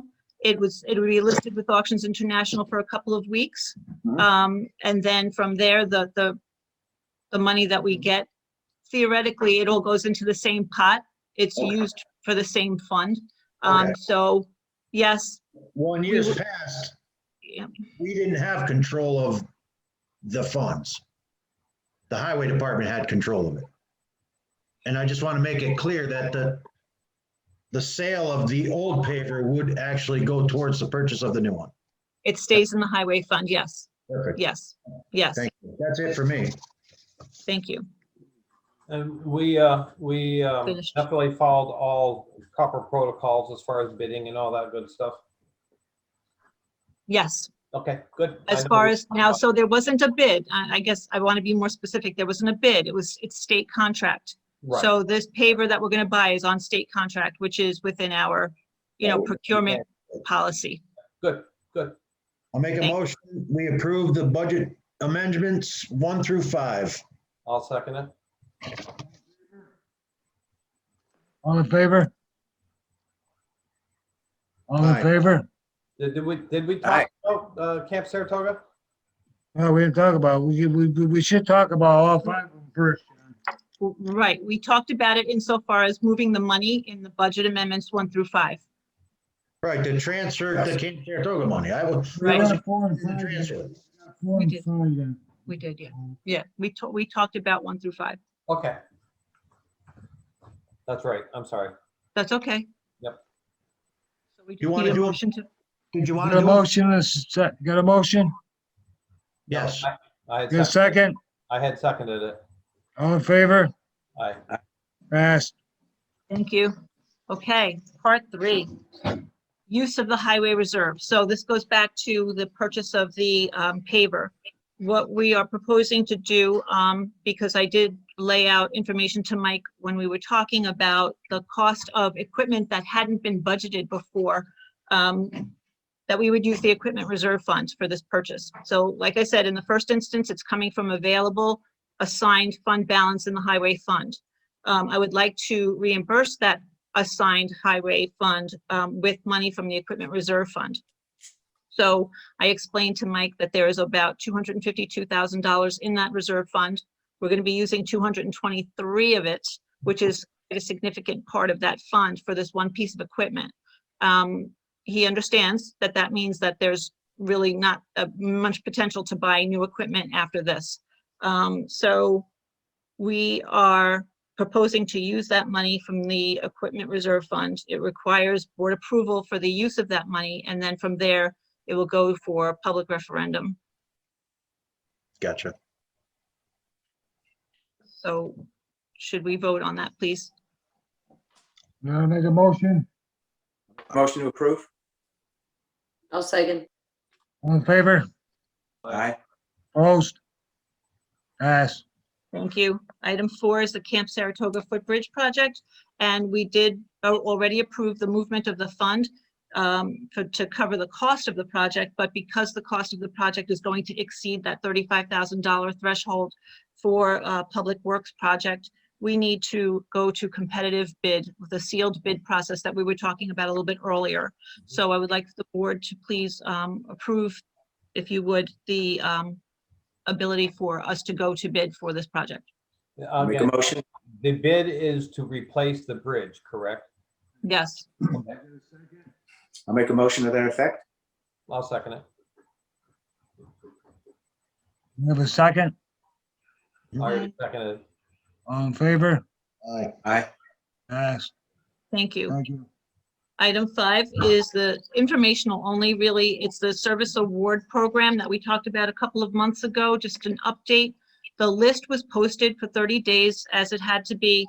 There were no changes to the list, so that means now I can go ahead and send the list over to Penflex. Penflex is the pension administrator for the service award program for the volunteer ambulance squad, and we will get a bill for the pension contribution that the town makes, which is funded with money that we get from the tax collection. So that was just informational, and I don't need a resolution for that. Item 6 is, I just wanted to let you know, and I do need a resolution for this. I did complete the internal review for the court records. There were no exceptions noted, and my next step is I am going to send that to the Office of Court Administration along with the resolution and the my completed work papers. So I do need a board resolution to accept my review, please. I'll make a motion to accept the controller's review. I'll You have a second. Second, all in favor? Aye. Pass. Thank you. Item 7, personnel, quite a few issues there, not issues, items. No issues in personnel. Item A, Rich McCain is resigning from his position as working supervisor effective May 27th of 2021. Maria, I'm sorry, we can't hear you. Oh, okay. Under personnel, item A, Rich McCain is retiring from his position as working supervisor, which is effective May 27th, and the board is requested to accept Rich's resignation. No. Item, do you want to vote item by item or just wait until we get all of these in? Because there's 5. We can take them all at once. Excellent, thank you. The second one, item B, Kirk Woodcock is requesting to promote Jason Bruckner to the position of working supervisor that was vacated by Rich McCain at the rate of $28.54. Jason's current position is MEO and he's making $26.54. So this would represent a promotion and a $2 per hour raise. In comparativeness to the other supervisors, is he at the same rate or? He's a little bit lower. We have 31.91 is one supervisor and the other supervisor is 33.68. Okay. So good. he's less than You that. know, the time makes up for that too, Dwayne. Right. Okay. Okay. I'd like to make ones, Yes. if we could vote on A and B, because I got some questions on the C and D, and Okay, sure. I like to separate them, I sorry. want to make a motion to vote on A and B. Make a motion to approve. Approve. Second, Second. I'll second it with regret to the yes. retiring of Mr. Rich McCain. Losing a good man there. Correct. So, you know, with regret, we'll accept his All in retirement. favor? Aye. All right, pass. Okay, thank you. Item C, Mark Marino is requesting to hire Todd DeMena for the full-time position of Program Events Coordinator. And if he is approved, Todd would be hired at the base rate of $20.31 effective Tuesday, May 11th, 2021. And what is the D? I don't understand the D on this part. Okay, so D is the same employee, if Todd DeMena, the same employee that's gonna, potentially be hired, is requesting to keep his current part-time job that he has at the YMCA. I've been told that his hours at the YMCA will not conflict with his hours here at the park. He has submitted a letter to the board stating that. He has full-time hours that would go basically 9 to 5, and his work at the Y is at night. Okay. So this is I'm not sure what's going on at Gavin. This is what they- I thought we removed personnel from that park to add personnel to that park, to remove it. I'm not sure where we're at with this thing. No, because the one position he could eliminate and they could all work together and overcome it, but all we've done ever since is hire more help. I just don't. So the position that was eliminated earlier, back in September of 2020, was fiscal, basically clerical. The position that we're hiring for now is program-related, facility rental, and still the same condition exists. The fiscal clerical duties would still have to be performed by these people who are now being hired. So this one person who's being hired will still do that same clerical. He's actually replacing another program person, Mary Salika's old position. Correct. Yeah, this is backfilling a position that was Right. not filled because of COVID and the park being closed, correct? Right, correct, He's not clerical, he's more of administrative staff. correct. So I'm confused. I thought we didn't need to hire somebody to fill that position, and now we do. So I don't know. I Well, think because it's, the park is back open again. Yeah, but we knew the park was going to be opening. All right. yeah, I think we should, I would rather, I'd like to get more, I mean, to me, I'd like to have some time with it. I mean, I hated it 4 years ago, 8 years, that so they asked to hire somebody and it's like a spur of the moment thing. You got no time to review it, think it over. And I could have swore that we put people, we keep getting requests for employment and it's just, am I the only one that sees it, or we just got somebody full-time? We vacated a position just to open another. I mean, why didn't we just move the one to this position or I don't know. I think we had multiple positions vacated. Right, this technically is Mary's position, I believe it was Mary. Yeah. right. Her name. So I had questions on this. I called Maria during the week because I did have the same questions that you are having now, John. So I did question this. Right now, administratively, they're working with the park director and his assistant are the only administrative people. Where the event, and again, I had questions, do we need a full-time event planner, this and this and that, but they're only working with 2 full-time administrative positions, non-clerical. Don't we only have 3 events? Right, but this person, as I questioned earlier, would be coordinating, I forget what I had asked earlier about coordinating stuff in reference to this position. So right now, there's really Mark and Matt running administratively in the park, where we had Mary previously, plus I believe the YMCA camp and different things. So really, Mark and Matt are running the camp, after school program and everything. Does the girl not work there anymore? The girl that I think you're referring to is a part-time, yes, she works there. But she's after school Doing- program person. Yeah, and she does like the I think she- pickleball and the other programs that are, When we hired her, I thought it was to fill the back void of Mary. that That's what was the original plan. Yeah, that was the plan. So I That was- remember, what happened to the girl? This is what I mean. So This is her, why I her need- plans changed.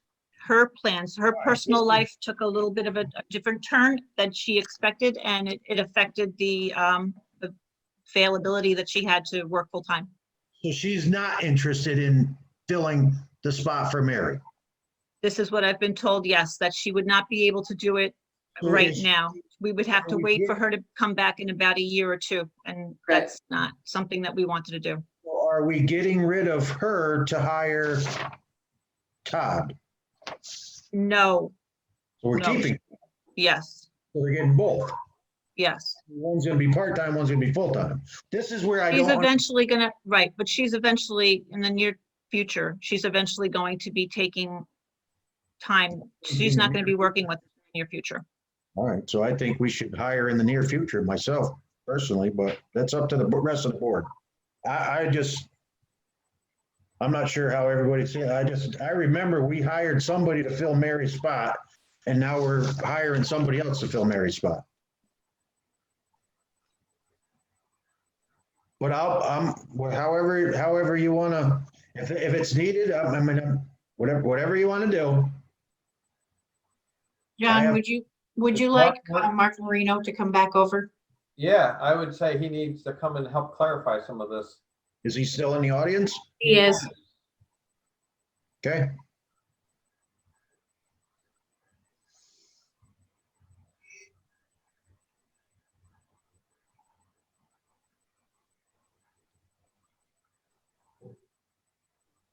Clarify. All right, I heard it all. The person that was filling and covering pickleball and everything, she's no longer working with us. Okay. She's expecting twins. All right, so she's moved on. Has she resigned or? She- Yes. When did she resign? Mark, when did she resign?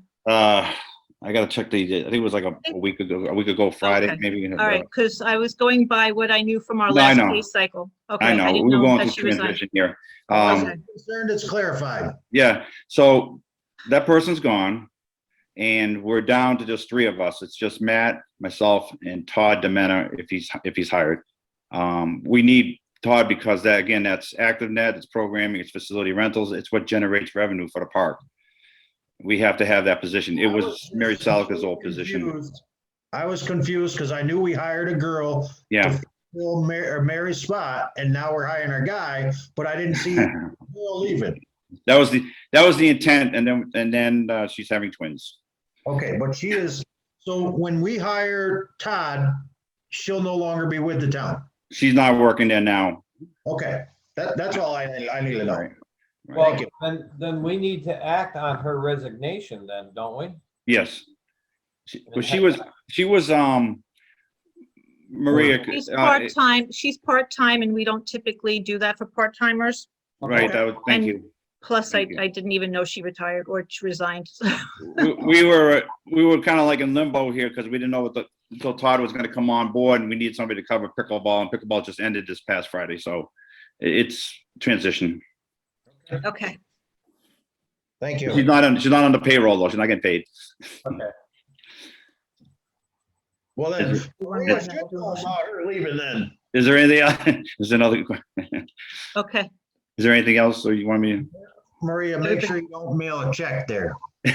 No, well, she did have some time, I believe, this pay period. Right, that's it, that's the whole thing right there, is that she only worked like That's why I didn't. part of a week, that's it. Okay, Did that help? Thank you. Okay, you're welcome.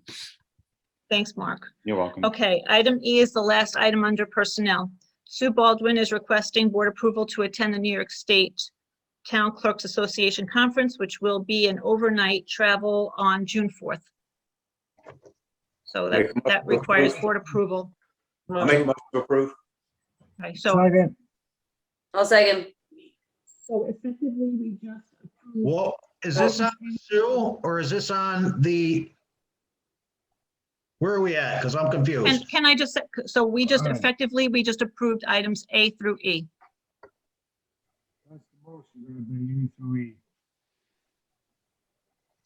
Okay, well, we already approved A and B. Mhm. So now we're approving C through. Effective, the rest of them, right? So we're all set with items A through E, correct?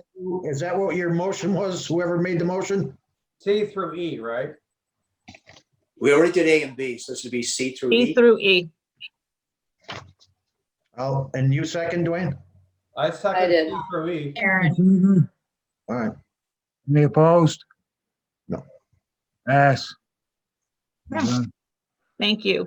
I want to thank everybody. for Wait, your we have one more. I have one more. So No, item no 8 more. is asset disposition. Item A, Scott Harrington is requesting to sell a 2015 Ford F-250 as well as a ladder rack on Auctions International. And item B, Mike Monroe is requesting to donate the used radios because we purchased new radios to Saratoga County Radio Amateur Civil Emergency Service Association, Inc. It's a not-for-profit in Saratoga County. So the arrangement there is that the person who is going to wipe those radios clean is going to accept them as a donation on behalf of the races, Saratoga Races Association. I'll make a motion to approve both those items. I will second. All three. All in favor? Aye. All right. These radios are set up, we have the same radios in the building department in case of, emergency in the town. All these radios are set up with the county sheriff's department, so it is a good move. It's like you talk with them like you're talking face to face. That's how well they work. Nice. I'm sorry. And the last one?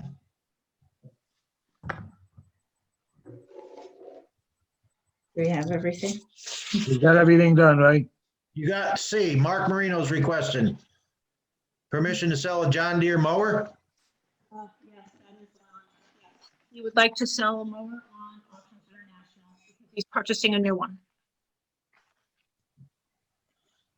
Okay, You want to make a motion to approve it, the sale? Auction International. yes. Get a second? Second. All in favor? Aye. Passed. Somebody want to make a motion to adjourn the meeting?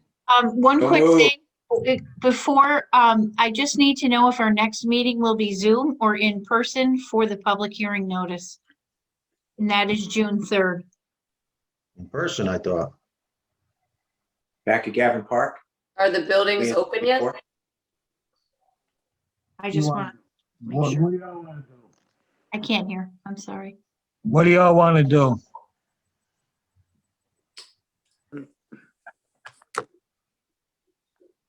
I'm okay with Zoom.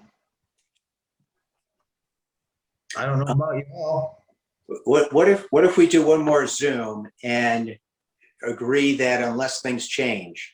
that Sounds our good to July me. meeting will be the first Sounds one, good. Sounds good. And we'll go Thank back you. to Gavin Park initially. Okay, sounds good to me. Town All right. hall. It all depends on capacity Right, Yeah. and if we can be spread out, yeah. You got your answer, Susie? unfortunately. Thank you. you. I would just like to say one more thing. I was involved with the Abigail Gent's funeral this past week.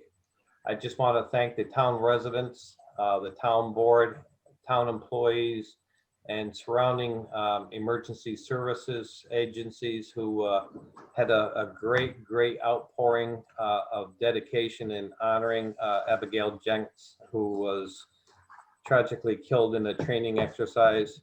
And being part of the coordination, I know we had 48 EMS and fire agencies participate, and I believe it was 12 law enforcement agencies participating in the 4 days of activity.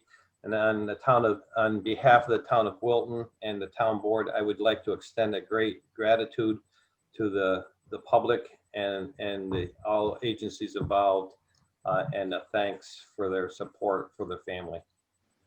Yeah, Dwayne, I reached out to the sheriff. He was gonna relay all our feelings, and Carl Zillman was gonna relay it all to all the emergency services. They all did one heck of a job.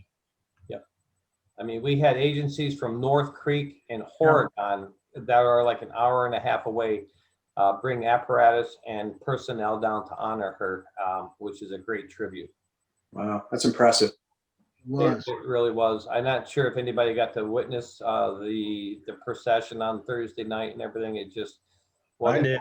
it was just great how the town of Wilton was able to turn out and support a family who lives very locally and close to the town hall, and support the family and friends of Abigail.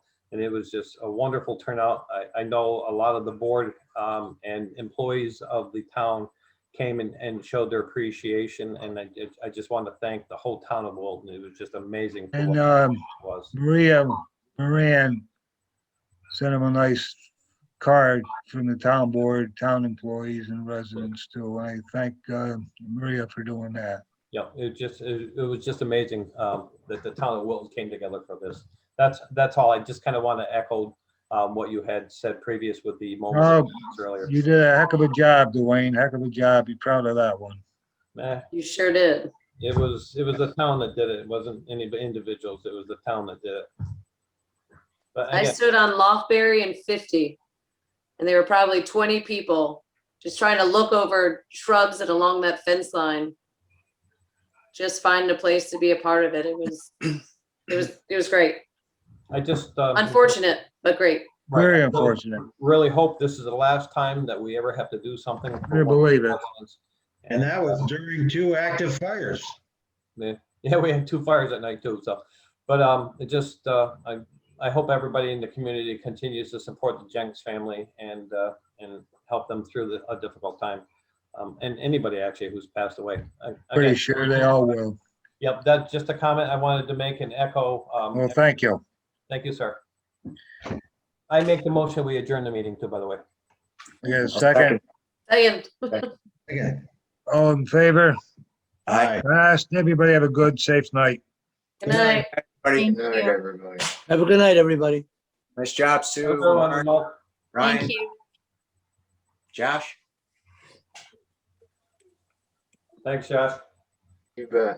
You look handsome.